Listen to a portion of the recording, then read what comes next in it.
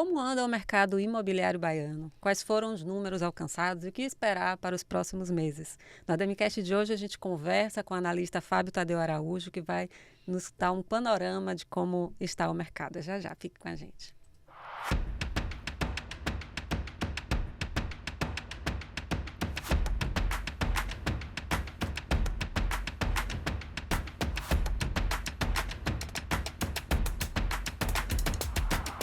Todos os meses, a ADM Bahia apresenta para os seus associados os números e análises do mercado imobiliário baiano. E quem está aqui com a gente hoje para poder trazer um pouco dessas informações é uma das pessoas responsáveis pelas pesquisas contratadas pela ADM Bahia, Fábio Tadeu Araújo.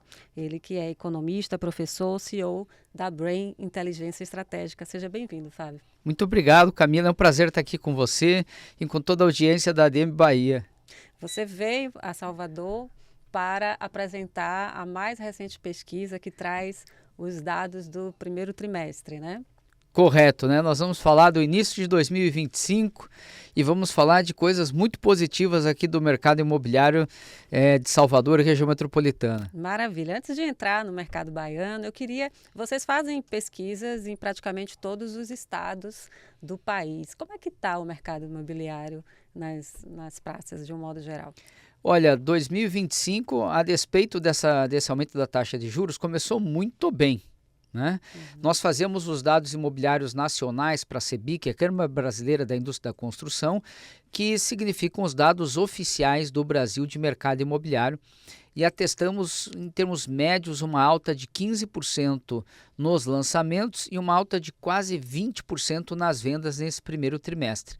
Mas eu vou conversar daqui a pouco com você e mostrar que Salvador está melhor ainda na foto. Nossa, então vamos começar falando então de Salvador. O que é que você vai mostrar para os associados em relação aos principais indicadores? Salvador cresceu, como é que a capital e região metropolitana se comportaram nesse trimestre? Em relação a... Nós temos 4 principais indicadores, né? Lançamentos de empreendimentos, ou seja, quantos projetos imobiliários novos entraram no mercado, lançamentos de unidades, lançamentos de VGV, ou seja, a quantidade de dinheiro que foi colocada no mercado, vendas e preço. Certo. Né? Então vamos começar com lançamentos de empreendimentos. Quantos projetos novos foram colocados no mercado? Houve um aumento de 75% nesse indicador. Né? Quase 20 empreendimentos novos foram colocados no mercado apenas no primeiro trimestre, somente na cidade de Salvador. Muito expressivo, né, Fábio? E mais ainda, Camila, em termos de unidades, o aumento foi de 98%. Dobrou o volume de lançamentos na comparação com o primeiro trimestre do ano passado. Muito bom. Isso elevou o total de unidades lançadas nos últimos 12 meses, ou seja, entre abril de 2024 e março desse ano, foram lançados 11.600 apartamentos na cidade de Salvador. É o recorde histórico. Nunca antes na cidade de Salvador se lançou tanto apartamento no mesmo ano. Muito bom. Isso já para começando, né? A gente vê que esse primeiro trimestre ele vem de um meio que no embalo de um ano de 2024 que foi muito bom, né? Sem dúvida, né? Quando nós mostramos os resultados de 2024, que foram no começo desse ano, já tínhamos evidenciado, como você comentou, um 2024 muito positivo, enquanto o ano tinha sido o melhor dos últimos 5, 6 anos, né? Tinha sido um ano muito aquecido. O PIB realmente no ano passado no Brasil foi um PIB que cresceu 3,5%, foi o maior crescimento dos últimos 8 anos. Então, nesse embalo desse forte crescimento da economia, o mercado imobiliário cresceu, mas aqui na Bahia cresceu também mais do que a média nacional no ano passado. E nesse primeiro trimestre ele continua crescendo mais do que a média, mas agora o crescimento foi ainda mais intenso. Né? Alguma coisa muito positiva está acontecendo aqui em Salvador. A gente tem que se aprofundar nos detalhes para entender o que está acontecendo de tão positivo aqui na economia local que está fazendo o mercado imobiliário bombar nesses últimos meses. É o clima baiano, é a acarajé, né? Sabe Vamos... que você fala de acarajé, né? Ontem eu cheguei aqui em Salvador e fui num dos nossos clientes, que é associado da Bahia, associado da ADEME Bahia, e ele falou assim, você não para de voltar aqui em Salvador, é por causa do acarajé, né, Fábio? Pois é. Vamos falar do VGV, Fábio. Você falou agora aí das unidades, né? O número de unidades. VGV também crescemos? Sim, o VGV houve um crescimento de 56%. Em VGV ele cresceu um pouco menos porque a participação do Minha Casa Minha Vida aumentou. E o Minha Casa Minha Vida, o ticket das unidades é menor, né? Porque ele tem um limite de teto de 350 mil. E como a participação do Minha Casa Minha Vida no total de unidades aumentou, em valor o crescimento foi menor do que em unidades. Mas ainda assim, houve um total de 5 bilhões e 600 milhões de reais lançados nos últimos 12 meses. Também é um volume recorde. Né? Você falar assim, 5 bilhões e 600 milhões de reais, né? Tem que imaginar todo o impacto que isso traz para a economia. Eu tinha falado de 11.600 apartamentos. 11.600 apartamentos significa que as pessoas vão comprar camas, Sim. vão comprar televisores, vão comprar sofás, vão comprar todo o sistema elétrico para essas casas, no sentido de pendentes, abajures, né? Porque a eletricidade já está instalada no sentido do que está dentro das paredes, né? Mas o que está fora das paredes vão ter que ser comprados. Né? Então, entende que todo o setor de mobiliário e decoração vai se movimentar também. Quantos bilhões de reais vão estar girando graças a esses 5,6 bilhões de reais que foram colocados no mercado imobiliário? Quantos empregos, né? Quantos empregos vão ser gerados não apenas no setor de incorporação e construção, mas qual é o efeito multiplicador do setor no restante da economia da cidade? Porque as pessoas, em geral, não ficam importando um móvel direto, não importam pelo menos diretamente um imóvel de alguma outra cidade. Ele pode ter sido até construído lá em Gramado, no Rio Grande do Sul, mas ele já está numa loja aqui em Salvador. Então a pessoa foi nessa loja e comprou aqui. Ela não foi lá para o Rio Grande do Sul para viajar e trazer direto de lá. Não, ele foi na loja aqui, gerou emprego aqui. Né? Então, isso é muito positivo para a economia local. Estamos falando de 11.600 apartamentos. Sim. É muita coisa. Sim. Né? Quais foram as tipologias, Fábio, que mais se destacaram aí nesse período? O forte crescimento, além da participação do Minha Casa Minha Vida que eu falei, mas talvez assim mais do que o próprio Minha Casa Minha Vida, tem duas tipologias que se destacaram muito. O segmento de apartamentos compactos, que são os estúdios e o quarto e sala. A participação deles chegou a 35% do total de unidades lançadas, é das maiores do Nordeste. Tá? Iguala-se a João Pessoa com 35% e fica apenas atrás de Maceió, que a participação é de 40%. Então ela está em segundo lugar, mas empatado com João Pessoa. E um outro crescimento que foi muito significativo são dos imóveis acima de 2 milhões de reais, que nós chamamos de segmentos de luxo e superluxo. O luxo de 2 a 4 milhões e o superluxo acima de 4 milhões. Salvador vinha até o final de 2023 muito carente de imóveis acima de 2 milhões de reais. Muito carente. Ela estava entre as grandes cidades do Nordeste, né, como Fortaleza, Recife, que são as duas que competem, por assim dizer, com Salvador como as grandes cidades do Nordeste. Ela estava muito atrás delas, em especial atrás de Fortaleza nesse segmento de luxo. E ano passado e começo desse ano houve uma recuperação desse segmento, um crescimento importante, né, dos apartamentos acima de 2 milhões de reais. E o que significa? Proporcionalmente, eles vão gerar quase que a mesma quantidade de emprego, mas em termos de impostos eles vão pagar muito mais, porque o quanto eles pagam de ITBI é proporcional ao valor deles. Quanto que eles vão pagar de IPTU, que é um imposto permanente, enquanto o imóvel existir ele vai pagar IPTU, também é proporcional ao valor deles. Então esses imóveis de alto padrão, eles fazem um benefício para a cidade proporcionalmente maior, porque eles geram um volume de tributos, de impostos muito significativo, que ajudam naturalmente com que o poder público tenha um volume de recursos maior para poder fazer benfeitorias para a cidade. Muito bom. Falando dos imóveis compactos, é uma tipologia que já vem há alguns anos ganhando um grande destaque, né? Você acha que é um tipo de imóvel que vai continuar, é uma tendência que a gente vai crescer cada vez mais? Veja, Camila, a gente ouve aqui, né, na cidade, mas até onde vai esse segmento de compactos, né? Ele vai longe.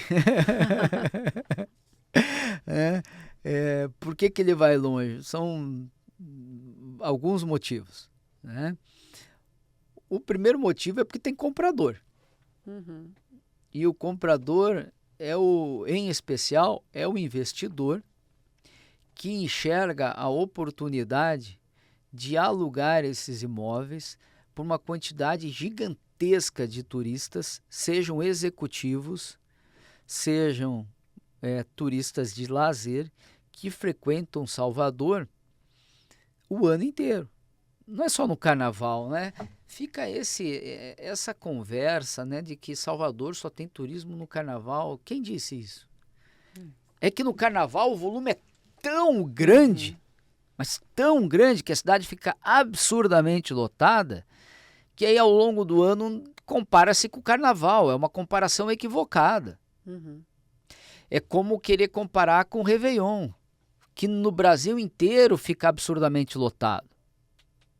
Como comparar com o Natal em várias cidades do Brasil, né? Isso a gente não chama de alta temporada, né? Isso a gente chama de altíssima temporada.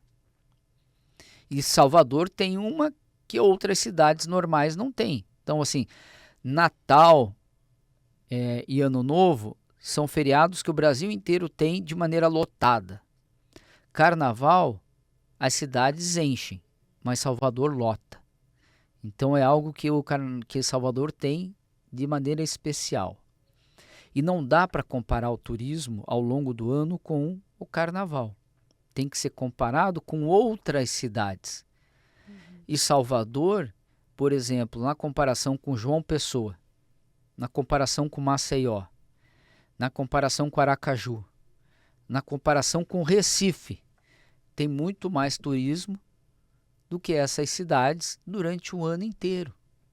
Tanto porque a economia dela é mais forte, e, portanto, atrai mais executivos e empresários que ficam durante a semana, quanto o turismo de lazer é mais forte e atrai, portanto, nos finais de semana, nas sextas, sábados e domingos, mais famílias que aproveitam a cidade. Então, se você tem mais turista, você tem mais investidor disposto a comprar esse tipo de imóvel para alugar para eles. E o que aconteceu com a rede hoteleira ao longo dos últimos anos, no Brasil inteiro, e aqui em Salvador não é diferente. Ela foi envelhecendo. E em paralelo ao envelhecimento dessa rede hoteleira, nós tivemos o surgimento de plataformas de locação no celular, que a pessoa loca muito facilmente. Sim. Então você junta de um lado a demanda, né, a vontade das pessoas alugarem, com uma facilidade muito grande de locação e uma facilidade, portanto, dos donos dos imóveis colocarem eles em oferta para esses locadores, esses locatários.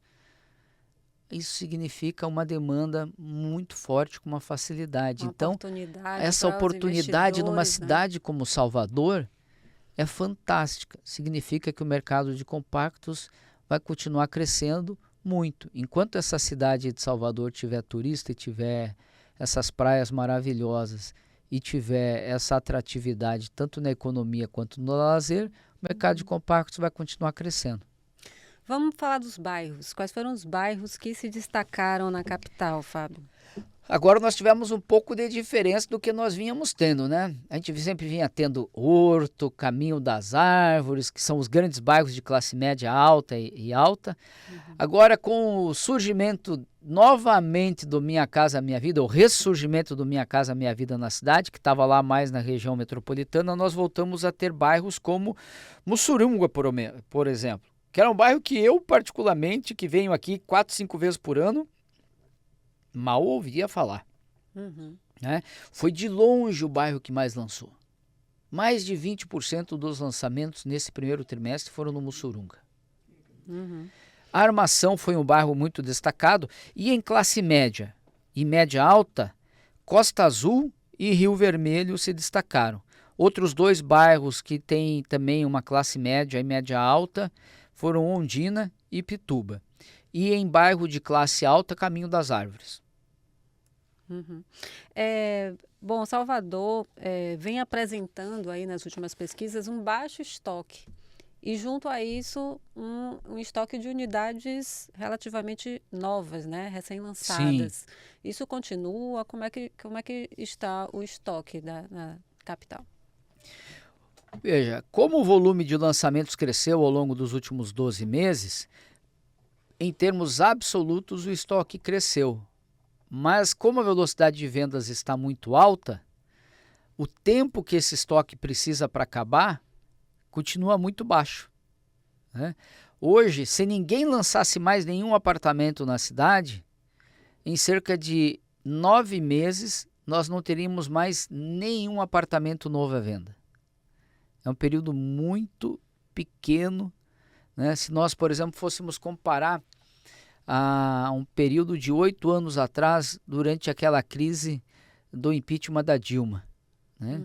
Levavam 30 meses para acabar o estoque. Agora são 9.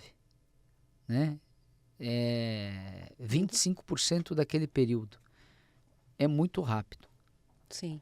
Vocês fizeram uma pesquisa recente sobre a intenção de compra do brasileiro, né? Sim. Como é que está essa intenção de compra? Está alta. Ela diminuiu um pouquinho em relação aos últimos 6 meses por causa do aumento da taxa de juros. Né? Ela diminuiu de 46% para 43%. É uma queda irrisória. Né? Mas ela continua muito intensa. E como é que a gente também comprova aí na prática que essa pesquisa que a Brain realizou é verdadeira? Quando nós olhamos os empréstimos que o Sistema Financeiro Nacional tem realizado, e quem faz a compilação disso é a ABCIP, que é a Associação dos Bancos que emprestam dinheiro para o mercado imobiliário, para o crédito imobiliário, eles têm identificado que nesse primeiro trimestre de 2025 foi o segundo melhor da história em volume de empréstimos para pessoas físicas no Brasil, com um forte crescimento em relação ao ano passado, mais de 30% de aumento. Qual é a modalidade de empréstimo que tem crescido, Fábio? A gente chama de SBPE, né, que é o Sistema Brasileiro de Poupança e Empréstimo, que são os empréstimos com recursos da poupança, que são aqueles regulados. Hoje, por exemplo, a Selic está em 14,75%, as pessoas tomam empréstimos ao redor de entre 10,5% e 11,25%, dependendo da taxa de risco dela e do relacionamento que ela tem com o banco. Né? Então, é uma taxa regulada. Ela não é subsidiada como é o Minha Casa Minha Vida, mas ela é uma taxa regulada. Né? É nessa que houve um crescimento ao redor de 30%, né?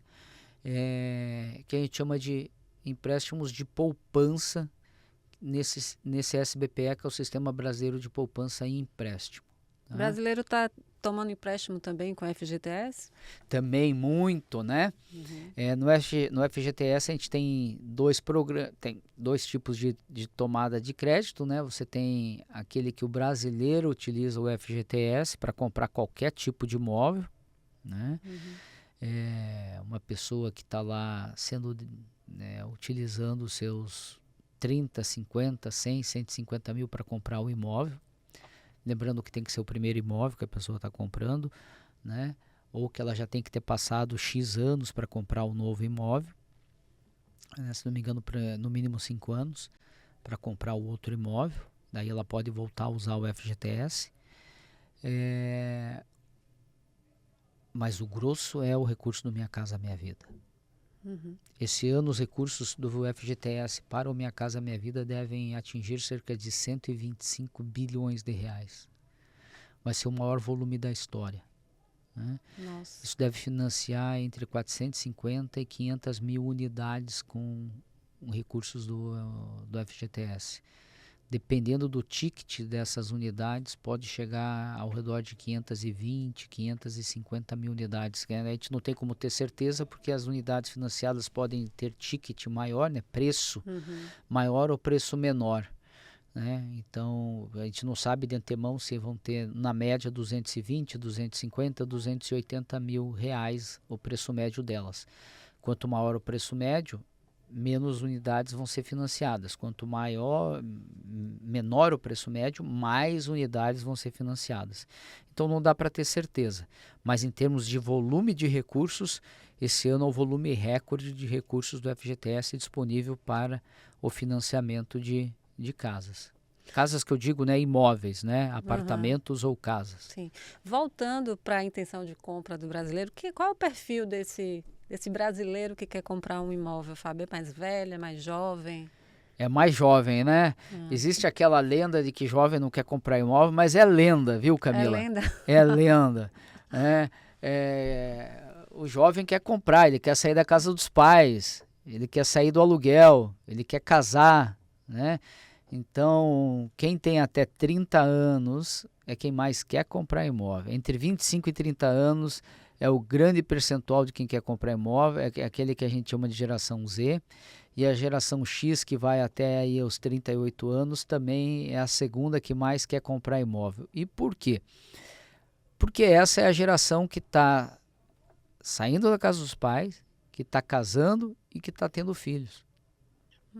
Esses são os 3 fatores que mais fazem as pessoas quererem comprar imóvel. É o início da formação da família, né? E ou as pessoas estão na casa dos pais ou elas estão no aluguel.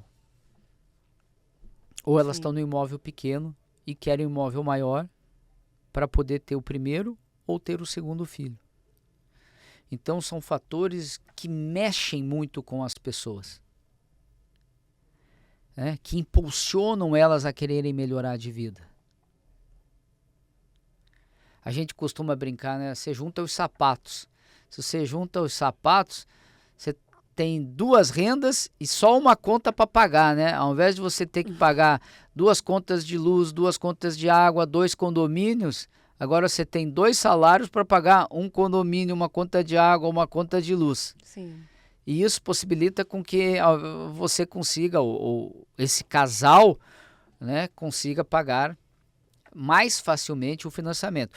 O que não significa, né, para não me chamarem de preconceituoso, que ninguém pode morar sozinho e sair da casa dos pais e comprar o seu imóvel também, tá? Os solteiros hoje, que tem muito solteiro que não pretende casar e quer morar sozinho também, mas é mais difícil. Quer morar sozinho, quer investir também, né? Também, mas é mais difícil, só isso, né? Porque se você tem o teu dinheiro apenas, você tem que fazer um esforço maior naturalmente, mas dá para morar sozinho também. Sim. Vamos falar da taxa de juros, da inflação. Qual é a expectativa para o segundo semestre? A expectativa é que a taxa de juros esteja chegando no topo, né? Ou ela vai terminar em 14,75 como ela está, ou vai chegar em 15 e vai parar, né? Então ela deve chegar agora, no próximo mês, em junho, estabelecer esse teto e terminar o ano nesse patamar absurdamente alto, que prejudica toda a economia, não apenas o mercado imobiliário. O que significa que vai fazer a economia desacelerar em relação ao ano passado, mas ainda assim a gente vai ter um crescimento bom, ao redor de 2,5% da economia nesse ano, que é robusto para uma taxa de juros tão elevada, né? Mas é ruim para o mercado. Nesse momento, está sendo mais ruim para o incorporador do que para a pessoa física. Porque como os recursos da poupança diminuíram muito, o que a gente chama de crédito para a pessoa jurídica, né, no apoio à produção, diminuiu demais o recurso disponível dos bancos, com juros controlados. E aí a captação para o financiamento de obras com recursos da poupança diminuiu muito. Eu falei do aumento há pouco, Camila, quando você me perguntou, para pessoas físicas, mas para pessoa jurídica caiu 55% para incorporadores. Então, o desafio é que com essa taxa Selic tão alta, né, hoje as incorporadoras, muitas delas estão tendo que se financiar com uma taxa Selic, né, ou seja, o CDI, mais 2, 3, 4% de juros. Então, elas estão tendo que financiar 17%, 18%, 19% ao ano. E isso é uma taxa muito difícil de viabilizar, muitas vezes, um empreendimento. Tá? Sim. Oi? Então, Camila, me preocupa a taxa de juros, em especial essa questão do financiamento empresarial para os novos empreendimentos. Tá? Fábio, muito obrigada, nosso tempo está acabando. Tenho certeza que os associados da ADEME ficarão felizes com os números e as informações que você tem para mostrar. E para finalizar, eu queria que você falasse o que é que a gente pode esperar dos próximos meses do ano de 2025, de acordo com o seu repertório, com a sua experiência. 2025 está caminhando para ser também um ano especial para o mercado, né?